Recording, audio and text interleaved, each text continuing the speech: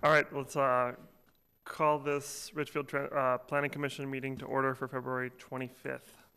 Our first item is approval of the minutes of the Planning Commission meeting of December 10th. So moved. Do we have a second? Second. Any discussion, any changes, corrections? All those in favor of approving? Aye. Approved. This is our opportunity for citizens to address the commission on items not on the agenda. Okay, I think we're good there. Next item would be approval of the agenda. Do we have a motion to approve? So moved. Do we have a second? Second. Any discussion? I'm going to say probably before the liaison reports, I think it would be good to just go around and sort of introduce ourselves to our new commission member after the public hearings. But I don't think we need to do anything formal there. So all in favor of approving? Aye. All right, approved. So our first item is to conduct a public hearing to consider a request for a variance from setback requirements for 7300 Portland Avenue. Steph? Thank you, Chair Hayford O'Leary. The single-family home at 7300 Portland Avenue is located in the single-family district and was recently purchased by the applicant, Twin Cities Habitat for Humanity. This property is on a corner lot at the intersection of Portland Avenue and 73rd Street, which are arterial and collector streets, respectively. The existing home and detached garage will be demolished in order to build a new single-family home and detached garage. The existing home is legally non-conforming in that it does not meet either the front or the street corner side setbacks. Additionally, the existing driveway exits onto Portland Avenue. The applicant is proposing to build the new home in accordance with setback requirements, which requires reorienting the garage with the driveway exiting onto 73rd Street, which is a collector street. When a vehicle access door faces a side lot line that abuts an arterial or collector street, the setback requirement is 20 feet. This requirement is to ensure that there is enough depth for off-street parking in the event that a sidewalk is installed in the right-of-way. Most vehicles are longer than 15 feet, and if a sidewalk was adjacent to this property, it's possible that a parked car in the driveway would extend over the property line and into the sidewalk. The applicant is asking for a variance to allow a 15-foot setback, which would be permitted if the door did not face an arterial or collector street. Staff consulted with the city's transportation engineer, who confirmed that the city has no plans to install a sidewalk on the south side of 73rd Street. Currently, there are sidewalks on both the north side of 73rd Street as well as both sides of Portland Avenue. There are unique circumstances impacting this lot due to the location of the house directly to the south at 7304 Portland Avenue. The neighboring home is located at the very rear of the property and has a 1-foot setback from the shared lot line with 7300 Portland. The required side setback for a house and an accessory garage in this district is 5 feet, which would allow for a distance of 10 feet between the neighboring structures. Due to the fact that the corner lot at 7300 Portland is only 47 feet wide, if the garage is set back the required 20 feet from the street side lot line, the combined interior setback between the garage and the neighboring house would be approximately 6 feet. The applicant would like to avoid putting the garage that close to the neighboring home, as well as provide a bit more green space for the residents. Staff finds the unusual orientation of the house on the neighboring lot to the south, as well as the low probability of a sidewalk being installed on the south side of 73rd Street to be unique circumstances that warrant granting a variance. Finding that the proposal meets all requirements necessary to issue a variance, staff is recommending approval. And the applicant is here to answer any questions. Does the commission have any questions for staff before the applicant speaks? Do you know how far the house to the south is away from the lot line? How far this, say that again? The house to the south. The house to the The south. building to the south. Oh, how close it is to the side lot line? Yep. It's 1 foot. 1 foot? Yep. Okay. Mm-hmm. Any other questions? I'm curious, the neighbor to the south, have they contacted the city concerned about the location of the garage, or what has been their? They did not contact us, and that might be a better question for the applicant. They did, Okay. however, sign the application that they're in favor of the variance. Mm-hmm. So. But again, that may be better directed to the applicant. Would the applicant like to speak?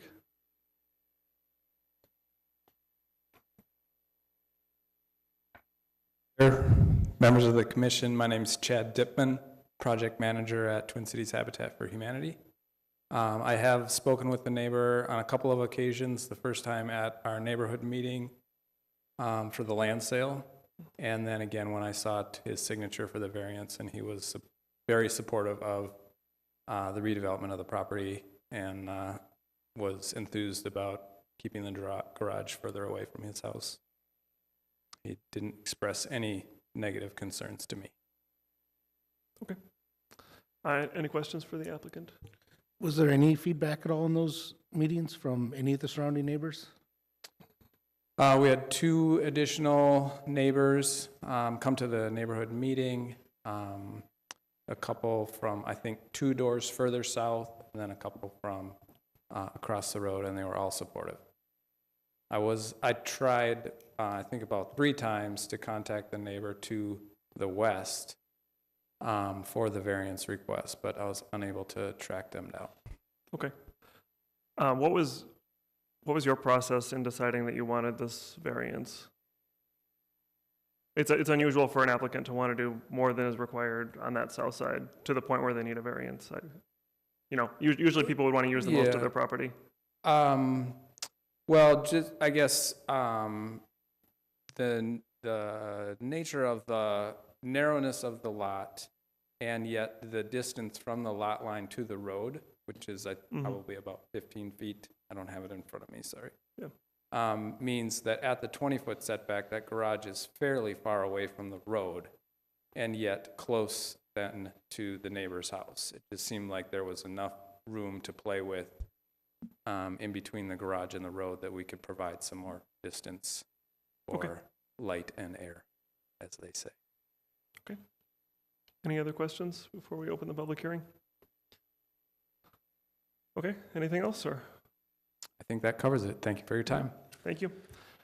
So this is a public hearing. If any members of the public would like to speak on this matter, the public hearing is now open.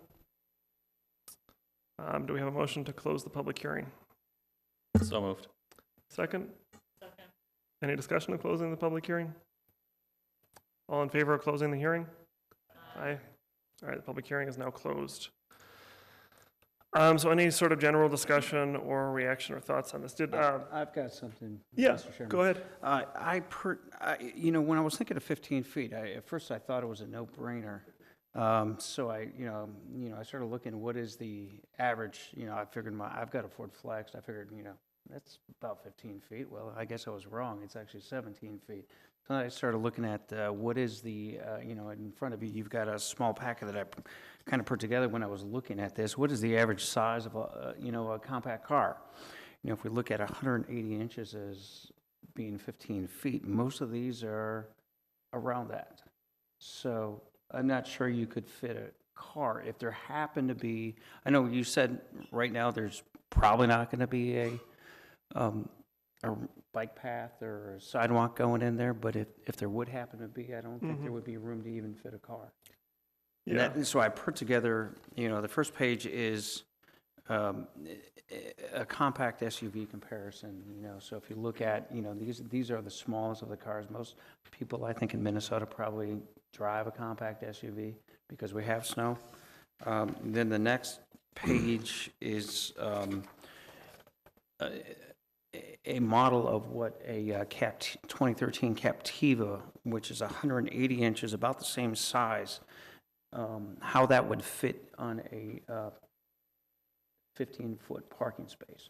And then the third sheet is the actual dimensions of the car that I used, because it was done in meters.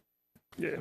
But I wanted to give you an example, and like I said, I was just surprised that even a car that small was that big.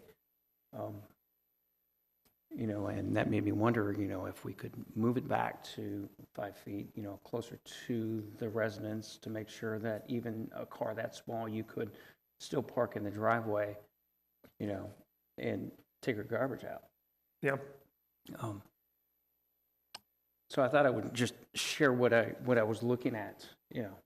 Yeah, I appreciate you bringing these. I will say I've had similar concerns, and I personally, I disagree with staff's conclusion that a sidewalk is unlikely to ever happen. Garages are well-built, they last a long time. This one will hopefully be there for 100 years. It's true that we don't have a specific sidewalk infill project funded for here, but as far as I know, there's only one of those in the entire city that's funded. In general, we're adding sidewalks when we're reconstructing streets, and at this point, we don't know what the future design of 73rd Street would be. But given that this is immediately adjacent to multifamily housing and it's adjacent to a bus rapid transit station, it seems quite possible that we would have a sidewalk on both sides. And I also want to note, although staff noted that our minimum standard for collector streets is one side, typically we have been doing two on almost every recently reconstructed collector street. So 76th Street, Old Cedar Avenue, Richfield Parkway are all collector streets where when we've rebuilt, we have put it on both sides. So I personally think it is a possibility, a good possibility within the lifespan of this garage that a sidewalk could be built here. The discussion items, Commissioner Pinn? Yeah, I guess just to kind of elaborate on both your points here, I think, initially I thought this was kind of a no-brainer, and then I looked at, I was talking with Commissioner Rudolph about setbacks and, actual vehicles fitting in there, and then I was like, oh yeah, why don't we move it back 5 feet? But then, yeah, you see that it's got 1 foot left for the lot line on the southern property, and I think pushing the garage any closer to that, being that the landlord already talked to the neighbor to the south, and, they expressed their desire, or, they hoped that the garage would be set further off the lot line just to preserve that distance between the homes. I think looking at this, you have 15 feet to the right-of-way line, and then another 11 and a half roughly to the curb line. And I think even if you put in a sidewalk with a 3-foot boulevard and a 5-foot wide sidewalk, you'd still have 2.5 feet plus the 15, so there's 17 and a half. And I think given these, what's beyond 17 and a half feet other than a really long bed truck. And so I think I personally am now comfortable. I would rather err on the side of what the staff has recommended, just because I think it's, I think we can still fit a sidewalk, and I think we could still, I think it'd be nice to give at least 10 feet between that and the lot to the south, between the garage and the home. And so I feel like this is a fair compromise, but I guess that's my 2 cents. The one specific thing I did just want to note is that normally our sidewalks are a 6-foot boulevard and a 6-foot sidewalk, so they would use the full right-of-way as it's currently designed. Obviously, that could change in future iterations in the next 100 years, but a 3-foot boulevard would currently be abnormally small. I'm just thinking of those cute little Minneapolis boulevards, and so it's possible, and it doesn't, Yep. It's not terrible, and it's, so, anyway. Okay. Others?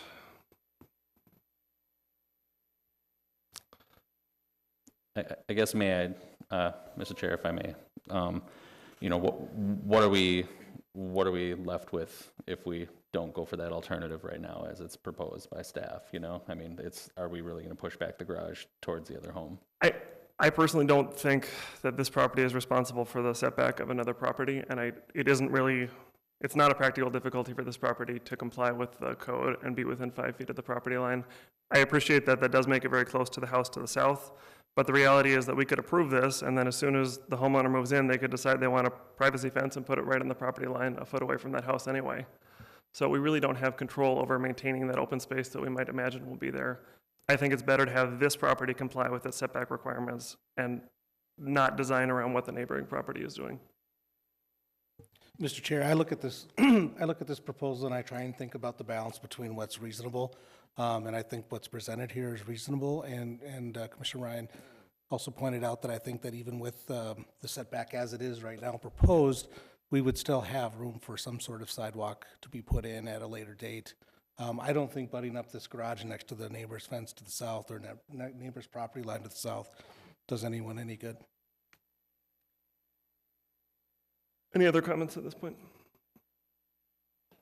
One other thing that I might suggest is we could approve a variance with a different measure that meets the minimums that Commissioner Rudolph has pointed out in terms of the length of a car, at least theoretically fitting, without going completely to denying the variance altogether. If we were to go to like 17 feet rather than 15 feet. That would allow these typical cars to fit, although it would be tight. It would also, I think, to me, that would make more sense because what's unique about this lot isn't the house to the south. The unique thing is that it's 47 feet wide. It's not 50 feet wide. So we'd basically be giving them credit for the 3 feet that they don't have in their lot compared to a typical smaller Richfield lot. I think that's a great idea. So to me, that would make sense. I think it still gives a little bit more breathing room to the house to the south, but at least a typical smaller car would fit. I do have one question for staff or the applicant, I guess. What was the old home or the garage on that lot? Was that any closer in regards to setbacks right now, or is it further off? The existing garage on that lot, it actually faces forward. It's accessed off of Portland, so the garage door doesn't face 73rd. It faces, it's a detached garage in the back of the lot like this, but the driveway actually goes straight out to Portland.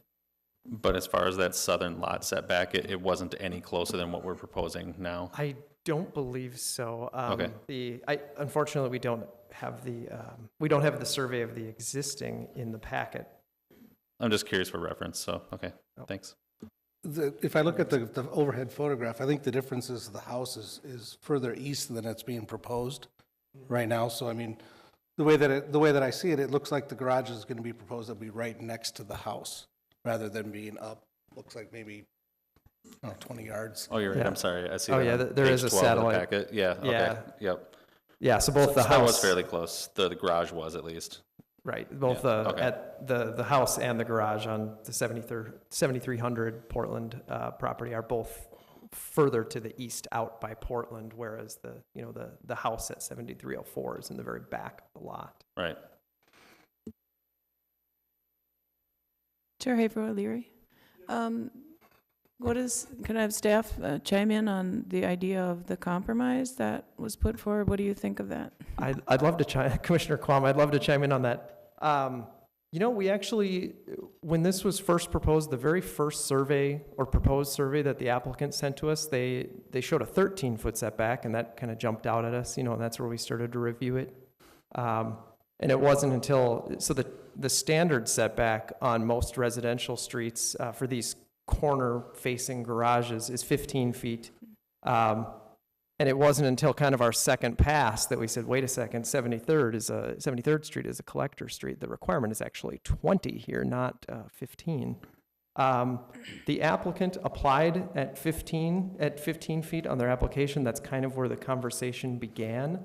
We didn't, I don't know that we really explored a compromise, but having considered this a little more and having done apparently the same research into vehicle lengths that Commissioner Rudolph did, and having very similar findings that a lot of, I found that cars range from, as there's the rare super subcompact that's like 10 feet long, but the typical sedan is in that 13 to 16 feet long, I guess, plus you have to figure most people don't pull their bumper to their garage door. They probably leave a foot or so, but my findings were similar to Commissioner Rudolph, that 16, 17 foot is probably what's comfortable or necessary. But no, in considering this at the staff level, we didn't really get into, is there an answer between 15 and 20, but it is possible that that's a feasible solution here.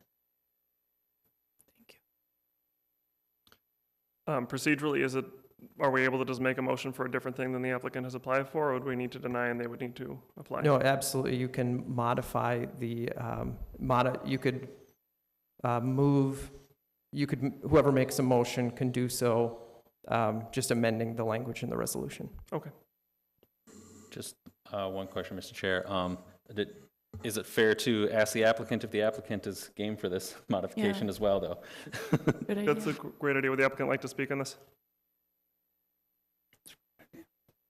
Mr. Chair, members of the commission, I appreciate the conversation. We're happy to take your lead on this. Thank you. So any additional discussion? I have a quick question. Would there be any consideration for, the conversation that they've already had with the neighbors, or would this just be like going back to report to the neighbors that this is what the planning commission ended up at, where we ended up? Well, actually, by right, they could build the garage even closer to the neighbor's house. By right, they could build this garage as little as 3 feet from the property line with the neighbor. So I think either way, as was proposed with a 15-foot setback to 73rd Street, the garage would have been about 11 feet to the neighbor's house, but they certainly could build it much closer without needing a variance. They essentially could have built it at 6 feet and wouldn't be here tonight. Any other discussion? Or does somebody want to make a motion? Yeah. Where's that wording?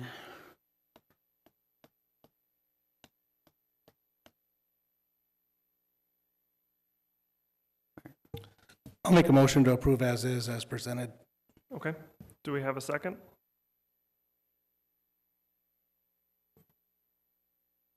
Okay. Would it, Well, that's what I'm looking for. staff recommendation at 15 feet. All right. So do we have a second for that?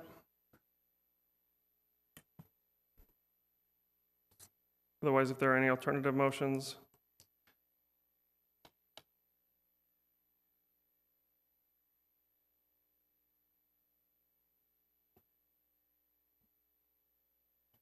I would like to make a motion to approve a resolution granting a variance at 7300 Portland with the modification of the setback to 17 feet.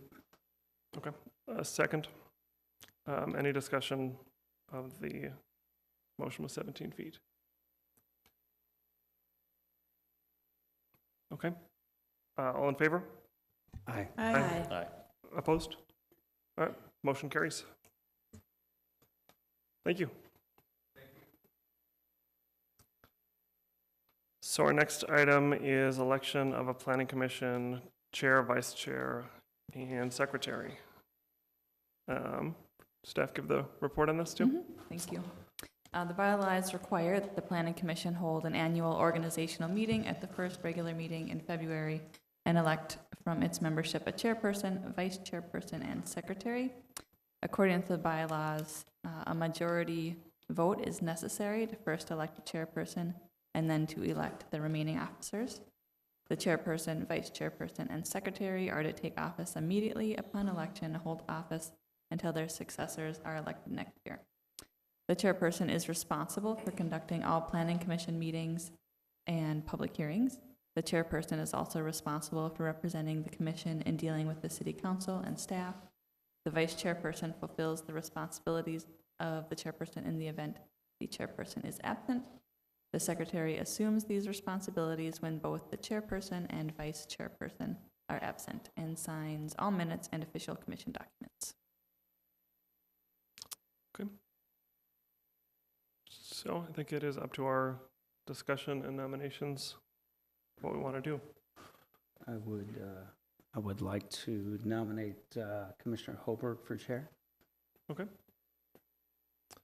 And I forgot what our procedure was on this. Do we vote individually on them, or do we do multiple nominations? Procedures are, I guess, generally up to the commission as to how you'd want to handle things. If there's not another nomination for chair, you would just move into voting. It's typically done by voice vote, but that's not a requirement. You could certainly do paper ballots if you chose. We would need a couple minutes to get you some scrap paper if that's the route you choose to take. Okay. But otherwise, generally, the floor is open for additional nominations. Any additional nominations? Mr. Chair, I'm just curious, are you still interested in the position for? I would like to continue if you will have me. If we'll let you. If you'll let me, yes. Okay. Should I say a few things regarding the nomination, or how does that work? Yeah, you can speak. Okay. I think that Sean has done an amazing job as a chair, and I have learned a lot from Sean. I think he's got an amazing breadth of knowledge about zoning and planning and the way cities operate. I also would be interested in, I'm thankful for the nomination by James, and I think that one of my interests would be to work with the city staff and the city of Richfield and make sure that we are giving time for input that is given to the city in a way that can actually affect the way our comp plan is implemented in the city. And I think that that's been kind of a concern that people have had in the past couple years, is that by the time the Planning Commission ends on voting on things, many of the decisions with developments have already been made.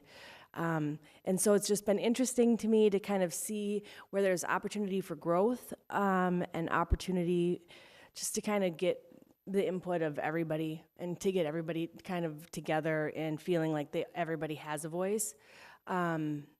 So it's just an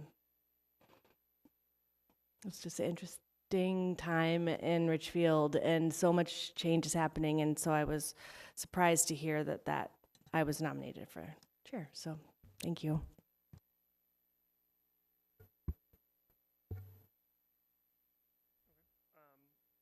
So are there any other nominations, or? I would like to nominate Commissioner Hayford Leary for another year. Any additional?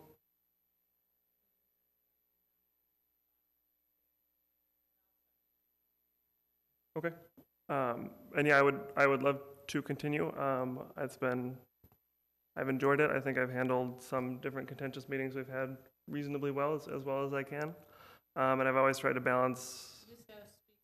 I do need to work on my speaking voice. Well, I think it's because they're usually talking and then I'm responding to them. But I also don't want to. So if Allison is interested, are you accepting the nomination and you would like to vote on that first, or how do you want to do it? I'm not really sure how procedurally that would work. Yeah, it's entirely up to the commission. We kind of, as staff, we take a hands-off approach to your own kind of, this is your own internal affairs. A few years ago, there were, as I recall, there were 2 nominations. However, I think that one of them was maybe less interested in it, and how that worked out at the time was that they voted on one nomination, which did not pass, and then immediately afterward voted on the other name that was nominated. So you could opt to do it that way. Otherwise, staff would be happy to pass ballots out, and you could each write the name of the nominee that you support, and we'll very quickly get you the results. So I think that's up to you how you'd like to proceed. Chair Hayford O'Leary, I'd like to say that I think it would be nice to hear all of the nominations up front and then do some voting. I think it would affect how I would vote. Okay. And then I just want to, I think Chair Hayford O'Leary has done an excellent job, and I also, so I see the value in that, but I honestly see a value in having some sharing the leadership too. So I think it makes a stronger team, and I think it's a job that a lot of us could learn to do. It's not, doesn't take, it's not CEO, but it is an important job. But I think sharing, alternating leadership, even every year, would be a good idea. That's my feeling about our chairing. Okay. I am open to, I think a ballot would just make the most sense. Allison, are you agreeable to that? I got post-it notes from the notes that I was taking earlier if you want. Do we want to hear what all of the nominations were? Like, Yeah, are Commissioner? we, so, and Do that, we have sorry, that other was, positions? I did miss that part of it. That's a good point.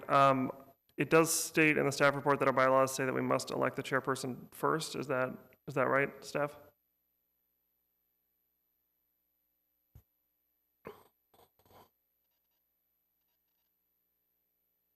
So while they're reviewing it, I did want to state, for other reasons, would not want to do this in 2020. I've done this for about a year and 2 months or whatever because I filled in on somebody. So I would like you to consider having me for another year, and I would be very happy to pass the torch in 1 year from now.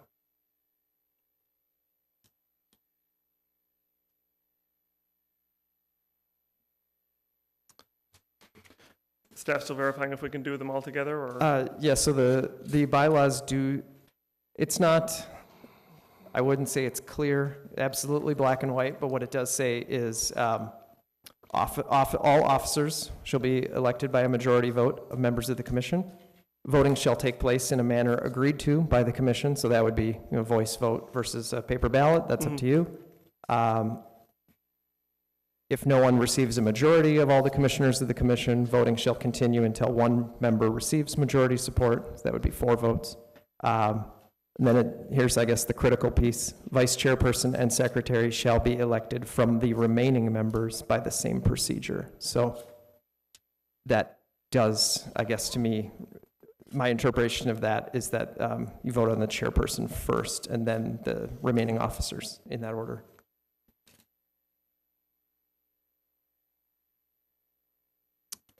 So are you comfortable, Commissioner, with just voting on the chair for this ballot? It was my understanding we have to, which is, yeah, that's what I meant. I just meant all the, have we heard all the Oh, yeah, yeah. nominations for chair? Is there a third? That's a good point. Yeah, I thought you meant all the different layers. So yeah, are there other nominations for chair at this point? I guess we're handing these to staff when we finish it, but are there other nominations? Because obviously we shouldn't vote if we haven't heard all the names. Okay, then I think we should do our ballots. I think we're going to vote on our ballots and staff will read off to the total. We'll give you 30 seconds here or so to write a name, and then Sadie will collect the ballots.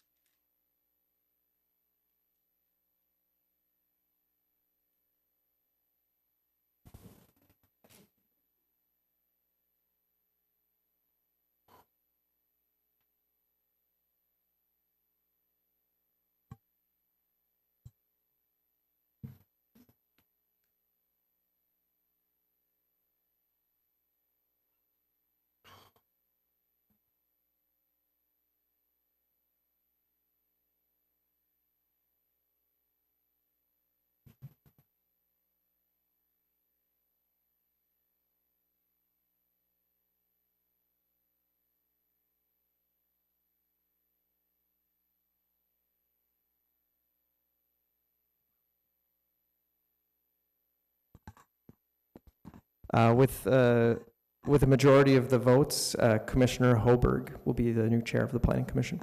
Okay. Congratulations. It also states immediately, so should she literally take over the meeting, or do you mean the next meeting? Traditionally, it's been done at the beginning of the next meeting, rather than sort of shifting Yeah, course in the middle of, or at the conclusion of the meeting. Okay. Do we have, is that okay with you to switch off in the next meeting then? Yeah. Okay. Do we have nomination for vice chair? And we could do ballots again, but it might be simpler to. I would like to nominate Chair Hayford O'Leary for vice chair. Any other nominations for vice chair? I'll nominate Commissioner Penn.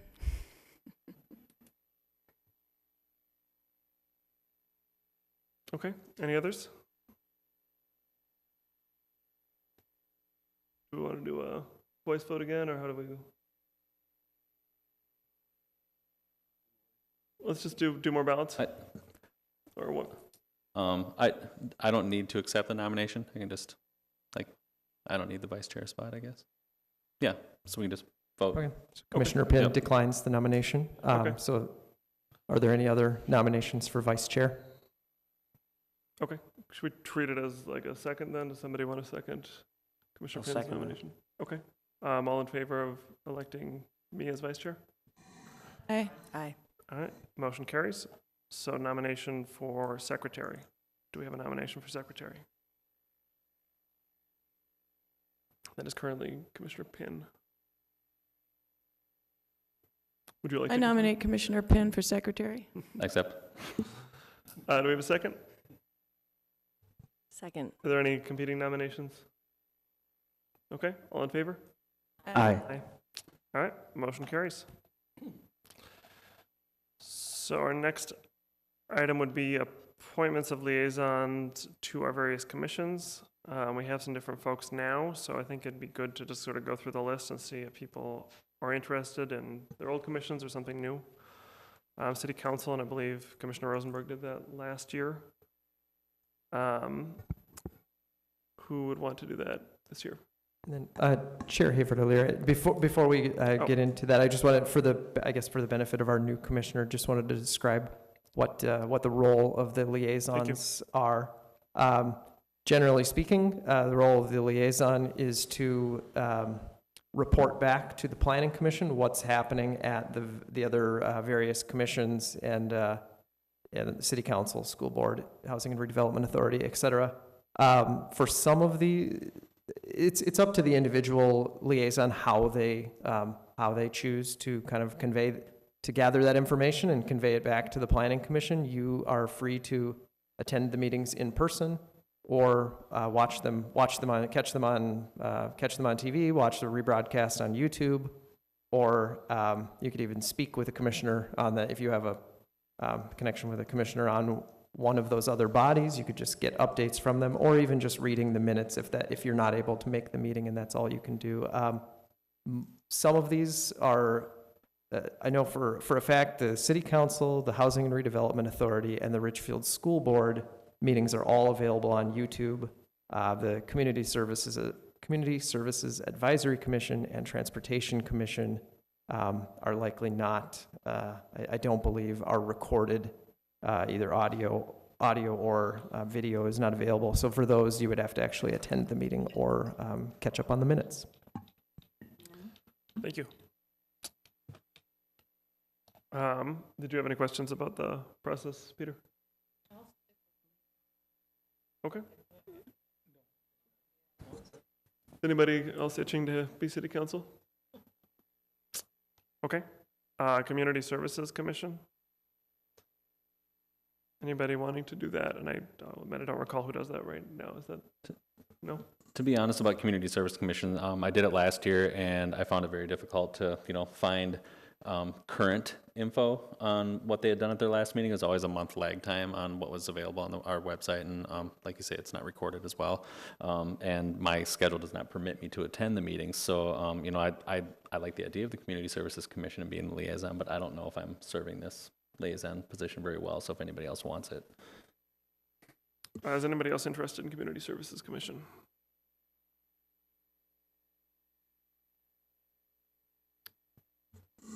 Well, I'll take it and I'll try harder. How about that? Thank you. HRA, and that does have video, so that's a little more convenient. Anybody wanting to? Chair Hayford there, I'd be interested in being the HRA liaison if that would be given up. We'll give it up if I Oh. can do the school board. Oh, that's a deal. Okay. Thank you. One question on the think school it's board. good. Yeah. Is that massive reconstruction that's being done in several buildings, has that all been through the planning and variance and through all the different stages that would ever flow through this commission?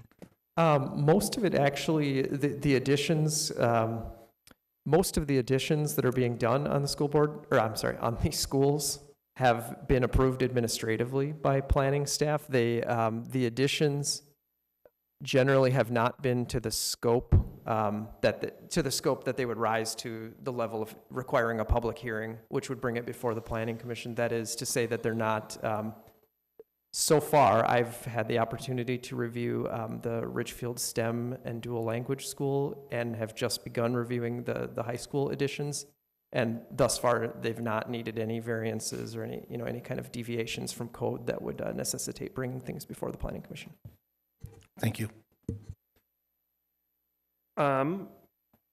So school board we have covered, and then Transportation Commission, that is one in person. I've generally been able to attend that and would like to do that, but if another commissioner wants to do that, that would be fine as well. I'm there anyway because I'm the bike representative person, so. But I realize that also didn't leave you with one, so if there was one that you were interested in as a new commissioner, I think we might want to. As a new commissioner, I'm happy Okay. learning my way in this process without a designation to another committee. But if there ever needs to be a substitute or some sort of additional work, I'll be happy to step Okay. in that role. Thank you. Mr. Chair, members of the commission, and in the past, we've had an unofficial liaison to the Chamber of Commerce. That is not one that's required by the Planning Commission bylaws, but I think I speak for everyone saying it was nice having those updates from former Commissioner Vizecki. So if anyone is interested in being a sort of unofficial liaison to the Richfield Chamber of Commerce, that would be wonderful too. What is the schedule for the Chamber of Commerce, or what does that entail? Because I was just looking at the website while we were sitting here, and there's a lot of events listed, but I didn't see I think we'd have to get back to you on that one. As to, I don't know if they have regular monthly Okay. meetings or if they meet on an as-needed basis. I know they try to get out in the community and hold their meetings, not in an office, but at different local businesses and whatnot. So that could be a fun one too. Yeah, it looks kind of fun. Was anybody interested in that, the Chamber of Commerce? Well, I can step up and fill that role. Okay, that would be much appreciated. Thank you. Staff, do we need to formally do a motion for this slate, or is it okay? No, just- no motion is required for any Okay. of that. All right, I think we are good on that. So our next item is a review of the Planning Commission bylaws, and I'm hoping staff can explain what's required here. Yeah, so first, we'd like to note that there actually is a typo in the recommended action.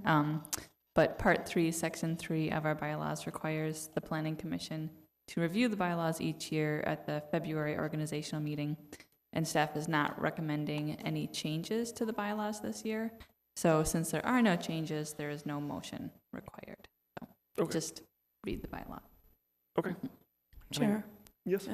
do we have the option of making a recommendation for an amendment? Commissioner Quam, yes, absolutely. You could make Okay.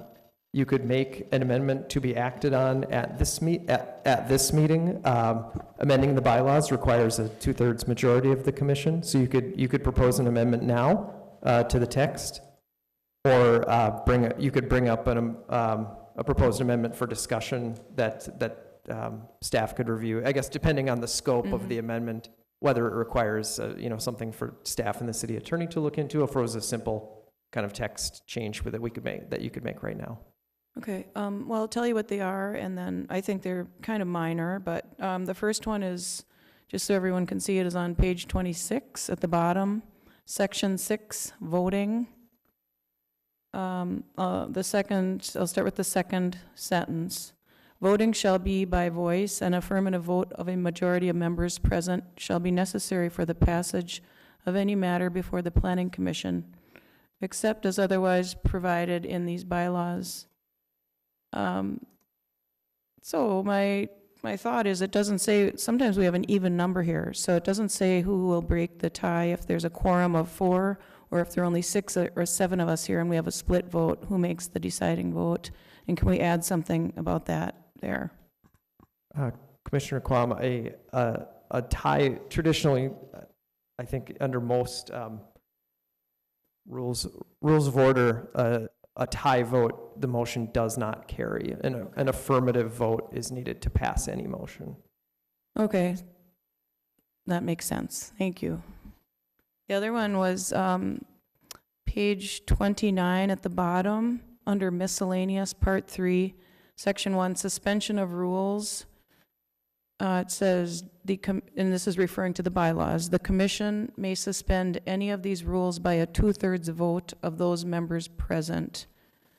And then the next one is, I think they should match. The next one, section 2, amendments to the bylaws. It says these rules may be amended at any regular meeting by a 2/3 majority of the members of the commission, which would be 5 of us. But if we wanted to suspend the rules, it only takes 2/3 of the vote of people, whoever's present. So I would recommend that those two things meet the same criteria and the higher bar, which is a 2/3 majority of the members of the commission, so that we can't just change the bylaws one meeting and act on them. So does that make sense to people on the commission? Just so for consistency, that I think they were meant to maybe be the same, but they're worded differently in saying 2/3 of the members present versus 2/3 of the commission.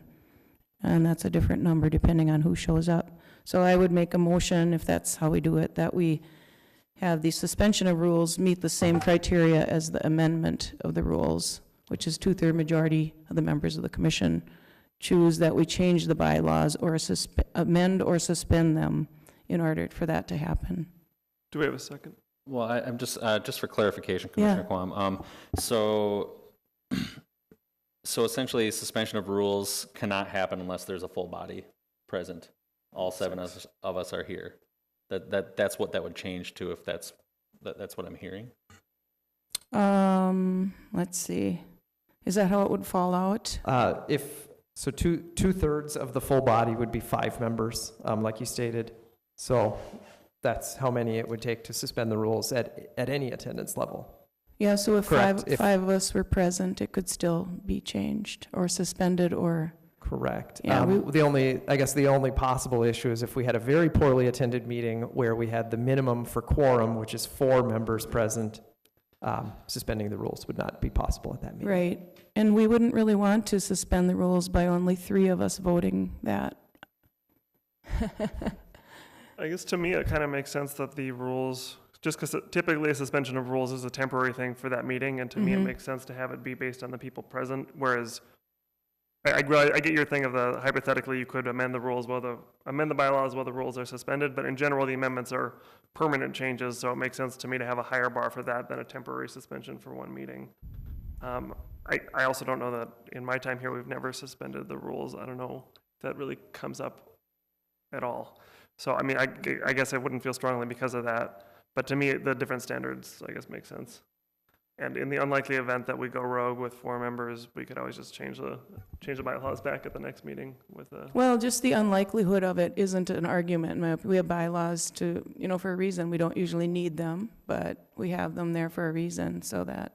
And my only sort of principled argument would be suspension of the rules is temporary for that meeting, and it makes sense to me for members at that meeting to make that decision versus the entire commission, so. Okay, so then 3 people could suspend the rules for a meeting if 4 people show up, and that's, okay.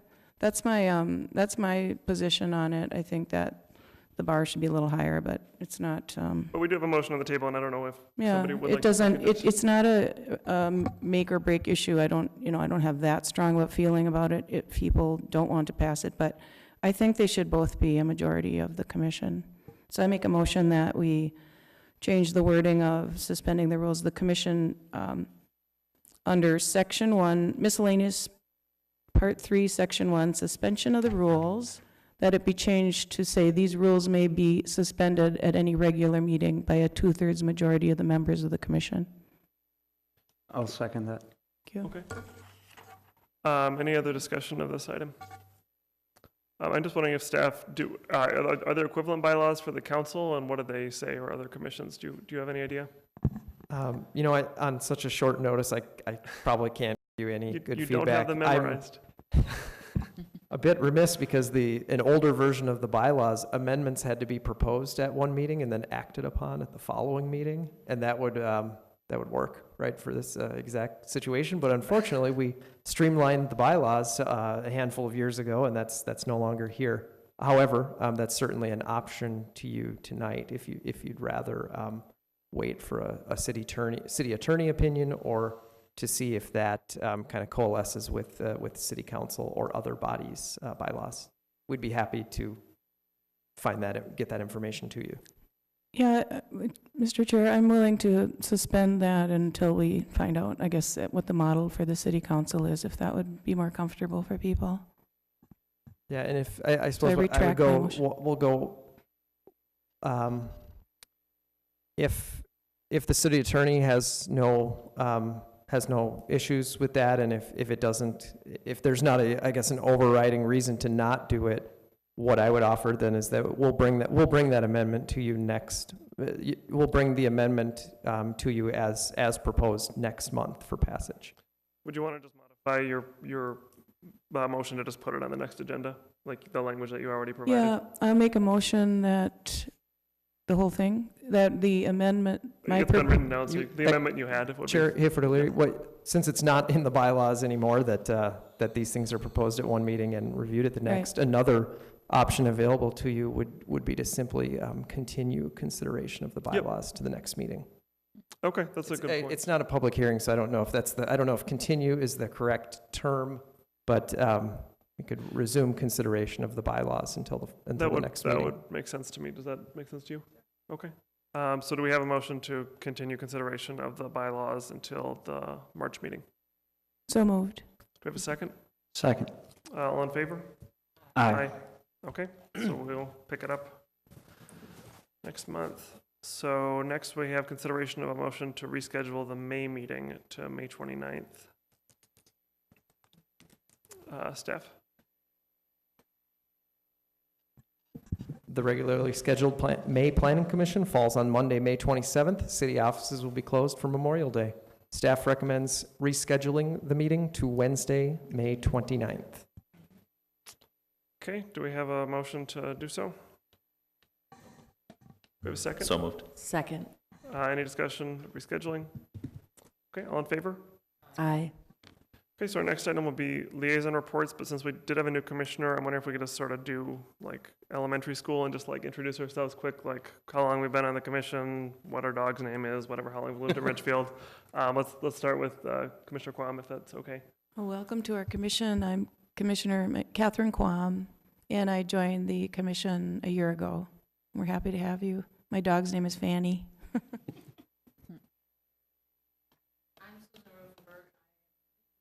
Third term.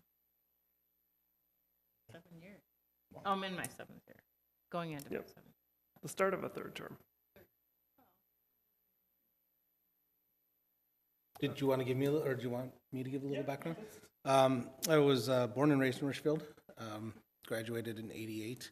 I have 3 kids currently in the district. I've seen a lot of development throughout the years in Richfield, obviously. I felt it was, I've been heavily involved in the school district up to this point on the Fiscal Planning Advisory Commission, in various referendums and other school matters. But I felt it was time that I wanted to get involved in the city, at the city level. The Planning Commission has always been something that I've kept an eye on. I have a risk management background in commercial real estate and commercial real estate management. So I'm used to speaking in that language. So conversations with developers and developer proposals and things like that are very familiar to me. And so being on this committee obviously is something that I'm very excited about, and I hope to add or contribute going forward. Welcome aboard, Pete. Thank you. I'm Sean. I've been on the commission for 3 years.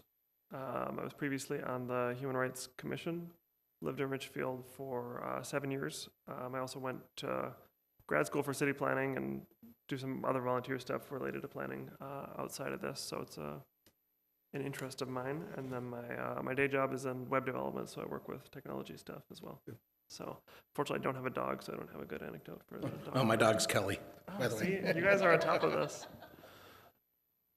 My name is Allison Hoberg. I grew up in Richfield, and I currently live on the west side. I grew up on the east side. This is my 2nd year as a planning commissioner.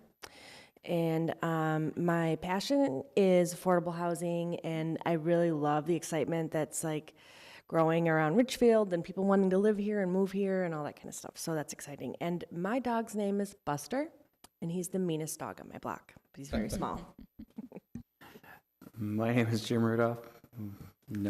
We've known each other for a few years now. Our kids play hockey together.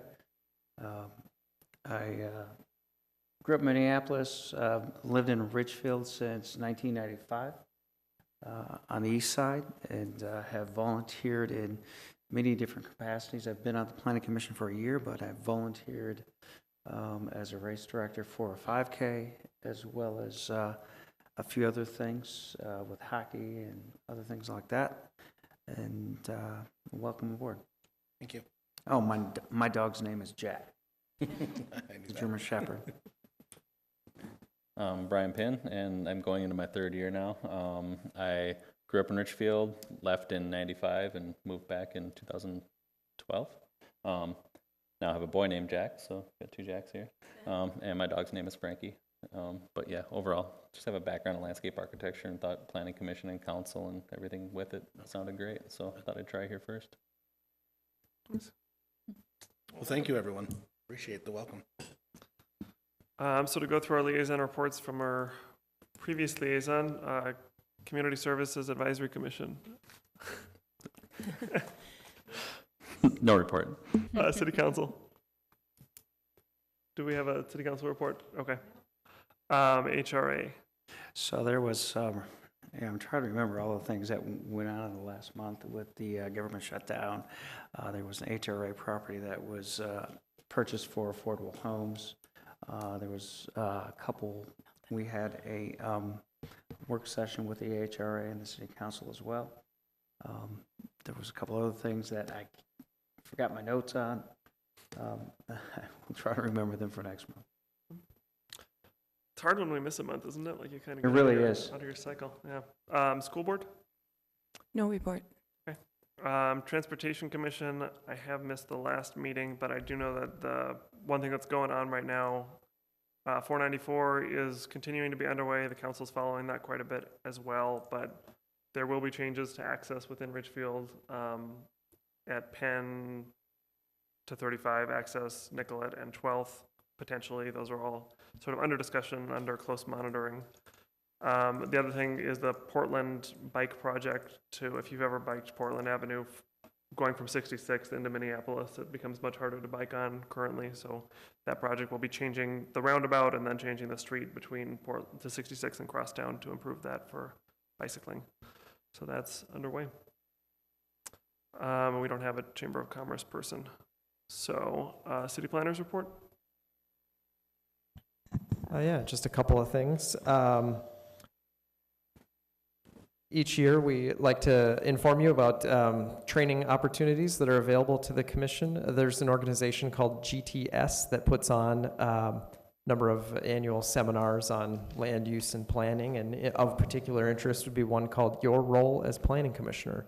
And I believe several active commissioners have taken advantage of that half-day training session. It's held, there's a couple upcoming, March 28th in the afternoon, as well as May 16th in the morning. Those are like three-hour training sessions. The city does have a budget available to pay your registration fee should any new or seasoned planning commissioners be interested in attending this year.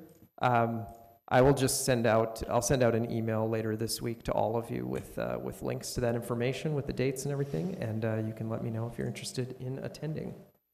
We don't have any upcoming, at least as of right now, we don't have any planning commission work sessions on the agenda, but just to echo what Sean said, I know before the city council meeting tomorrow night, there is a work session for the city council regarding the MnDOT's 494 planning efforts. That's all I have for you. Assistant Community Development Director Paleman sends her warm thoughts from Disney World. All right, so our next meeting is March 25th. Do we have a motion to adjourn? So moved. Do we have a second? All in favor? Aye. All right, motion carries. We are adjourned.